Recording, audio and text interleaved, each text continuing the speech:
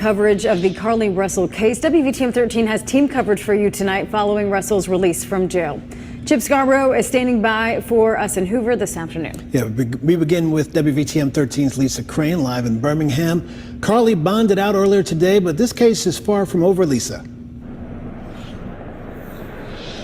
Yeah, that's right, Guy and Brittany. She left her attorney's office right here behind me late this morning, and not long after that turned herself in to Hoover authorities at the Hoover jail. Now that begins the legal part of this very bizarre case. Now authorities held a press conference this afternoon, not long after she actually bonded out of jail, and they announced she is facing 2 misdemeanor charges. Each charge deals with making a false statement to police and carries up to a year in jail and a $6,000 fine. Hoover Police Chief Nick Durza said, like many others, he too is frustrated Carlee won't face more serious charges. I asked Carlee's attorney this afternoon if Carlee was relieved to hear the charges against her. I don't think anyone feels relieved about being charged with anything where there's a possibility that you're looking at jail time. So I don't think anyone feels, and certainly Carlee is a young lady that is having difficult issues right now, but hopefully she'll work through them. Now, another major announcement during that news conference is the fact that Attorney General Steve Marshall's office is going to be prosecuting this case. WVTM 13's Chip Scarborough now joining me live from Hoover with that part of the story. Chip?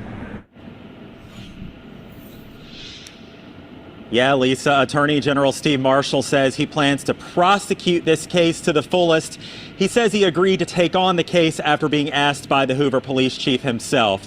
Now, the police chief says he asked Steve Marshall to become involved in this case because of the national and even international attention the case has received over the last couple of weeks.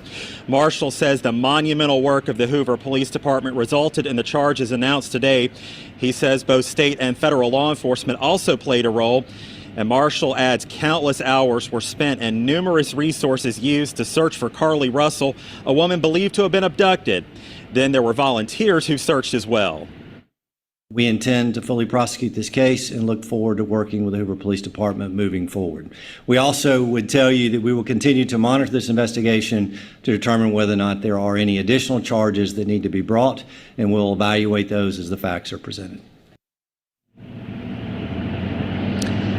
And Birmingham trial lawyer Tommy James tells me it is unusual for an attorney general to prosecute misdemeanor charges, but he says this is an extraordinary case.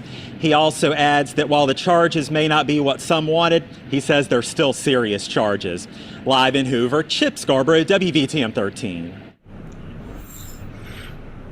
All right, Chip, thank you very much. Well, one of the questions that remains unanswered in this case is why? Why would Carlee Russell orchestrate such an elaborate hoax? I asked her attorney that, and coming up at 6 o'clock, hear what he had to say. Live in Birmingham, Lisa Crane, WVTM 13. Lisa, thank you. As we've said before, Carlee Russell has quite the legal battle ahead. She's charged with 2 misdemeanors, falsely reporting an incident and falsely reporting to law enforcement authorities.